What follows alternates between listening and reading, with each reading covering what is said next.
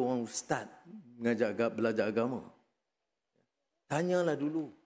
Oh, Anwar cium pipi isteri Marcos.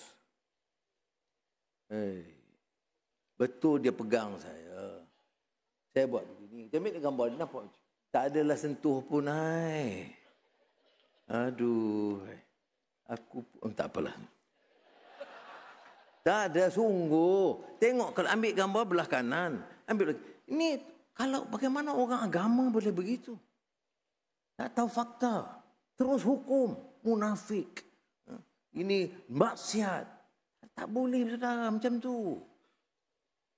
Ini kita, ni Malaysia ni jadi tumpuan dunia.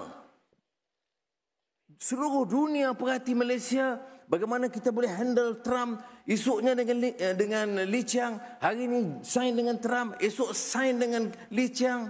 Kemudian sepakat negara ASEAN. Bawa Brazil. Brazil itu perang. Musuh betul dengan Donald Trump. Kita panggil dia. South Africa. Ramaphosa. Disergah oleh Trump masa pertemuan. Kita panggil dia. Saya kena tegang. Malaysia itu dunia bagi perhatian. Ada 2-3 ini memang dengki, hasad dengki dengan kita. Bukan soal saya. Ini yang kawan-kawan saya kerja lagi bertungkus lumus untuk menjayakan ini. Jadi sudah kena harap.